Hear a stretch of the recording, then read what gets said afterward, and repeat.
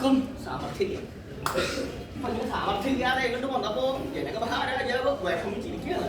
അങ്ങനെ വിഷമിച്ചിരിക്കുമ്പോഴാണ് വിശ്വാമിത്ര മഹർഷി വന്നിട്ടുണ്ട് എന്നുള്ള കാര്യമാണ്.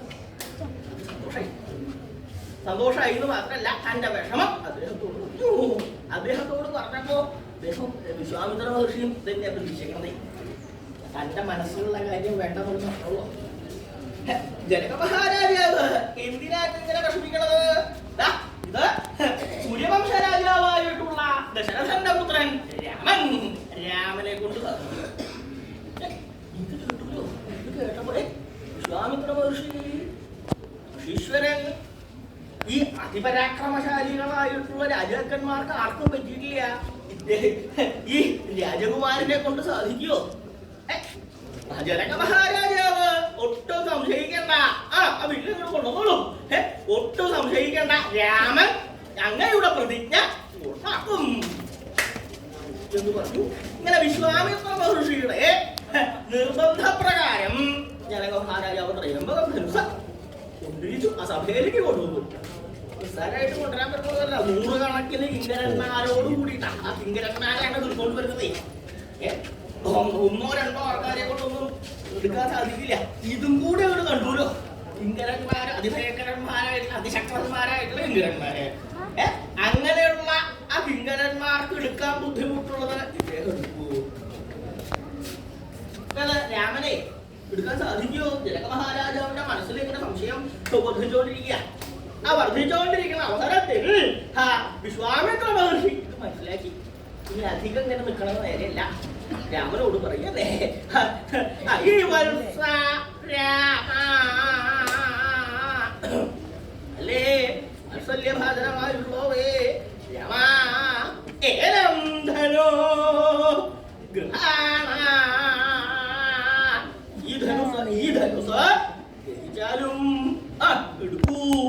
രാമ ഒട്ടും സംശയിക്കേണ്ട, നേരെ ചെന്ന് ജനക മഹാരാജാവിന്റെ മനസ്സിലെ സംശയത്തെ ഇല്ലാതെ ഉണ്ടാക്കൂ.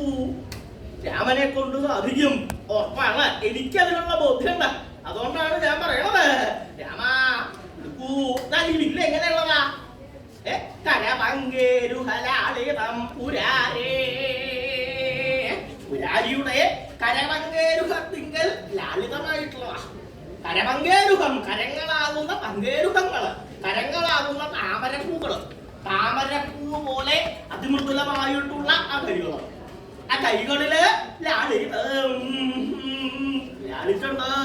അദ്ദേഹം ത്രയംബകം അദ്ദേഹത്തിന്റെ കൈകളെ കൊണ്ട് കൊടുത്തിട്ടുണ്ട്. എന്തിനാ?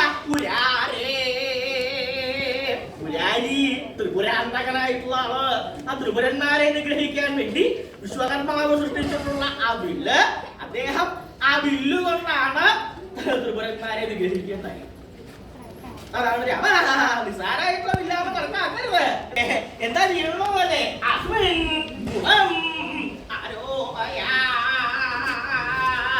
നിങ്ങൾ ഗുണത്തെ ആരോപണം ചെയ്താലും ഗുണം എന്ന് പറഞ്ഞ ഞാണ് കൂട്ടിക്കെട്ടു. ആ വീടെടുക്കുക മാത്രല്ല, ആ വീടിന്റെ കടകുത്തി തല കുളച്ച് ഞാനും കൂട്ടിക്കെട്ടു. അത് എങ്ങനെയുള്ളതാ? വില്ലെങ്ങനെയുള്ള വില്ലാണ് എന്നാണെങ്കിൽ ഭുജഗാധിഭോഗഭീഷണമായിട്ടുള്ള ഭുജഗാധിപന്റെ ഭോഗം പോലെയുള്ള ഭീഷണത്തോട് കൂടിയിട്ടുള്ളതാണ്. സർപ്പശരീര സമാനമായിട്ടുള്ളതാണ് ആ വില്ല്. അത് മാത്രല്ല, ആ ഞാണ് ഞാന് ത്രയംബക ത്രിപുരന്മാരെ നിഗ്രഹിക്കുന്ന അവസരത്തില് സുമേരു പർവ്വതമാണ് ഈ വില്ലായത്. ആ ഞാനാരാ? ഭുജഗാധിപനാണായിരിക്കുന്നത്. ആ സപ്പരാജാവായിട്ടുള്ള വാസുകിയാണ് അതിന് ഞാനായിട്ട് ഇതെല്ലാം കണക്കാക്കിയിട്ട് വേണം ഗുണമാരോയ ആ വില്ല് കുറയ്ക്കൂ. ഇനി എന്റെ ആജ്ഞ കിട്ടാതെ കണ്ട് ചെയ്യില്ലാതെ വേണ്ട, ഞാൻ ആജ്ഞാപിച്ചിരിക്കണു. രാമാ ഈശ്വരൻ ഇതിപ്പോ ചെയ്തു വെച്ചിട്ട് എന്താ വലിയ കാര്യം? എന്താ വലിയ കുറച്ചു എന്താ വലിയ ലാഭമായിട്ട് എന്താ കിട്ടാനുള്ളത്? എന്താണല്ലേ ക്ഷിതീന്ദ്രം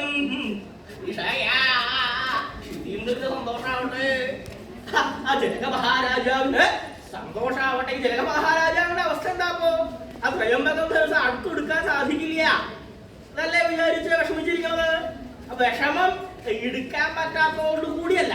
എന്താ ആ ത്രയംബകം ധനുസ് ആരാണോ എടുക്കുന്നത് അവന് തന്റെ പുത്രിയെ വിവാഹം ചെയ്തു കൊടുക്കാം എന്ന പ്രതിജ്ഞ ചെയ്തത്. ചെയ്യണ്ടായിരുന്നു എന്നാണ് അദ്ദേഹം ആദ്യം പറയേണ്ടത്. രാമനെ കണ്ട സമയത്ത് ഈ പ്രതിജ്ഞ ചെയ്തില്ലായിരുന്നു അല്ലെങ്കിൽ രാമൻ അങ്ങനെയാണ് തോന്നുന്നത്.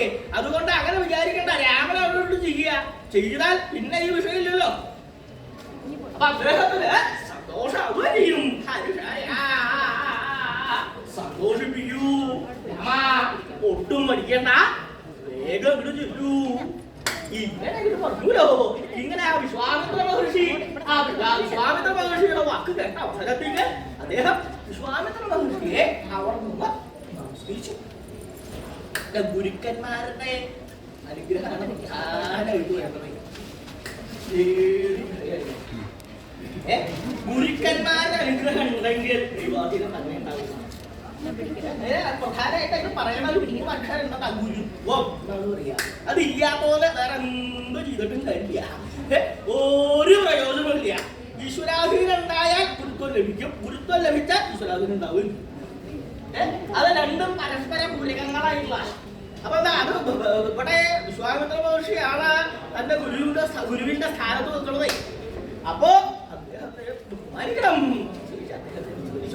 നമസ്കരിച്ച അവിടെ നമസ്കരിച്ച് അവിടെ എഴുന്നേറ്റ ആ ത്രയംബകം ധനുസിന്റെ ത്രയംബകം ധനുസ് ഒന്ന് നോക്കി എന്ന് മാത്രല്ല, ആ ത്രയംബകം ധനുസിനെ 3 പ്രാവശ്യം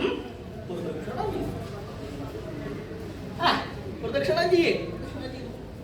ഇന്ത്യക്ക് ത്രയംബകത്തിലേക്ക് ബഹുമാനിക്കേണ്ട ആവശ്യം.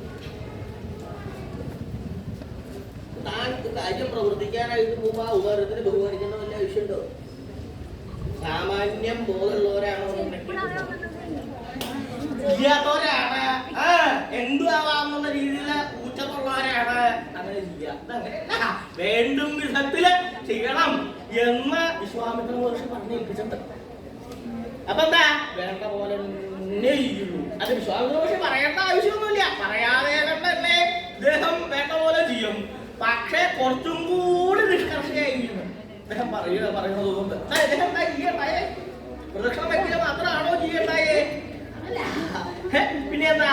പ്രണിവാസ്യകുമാരോയം മൃഗാന്യൈത മൃഗായ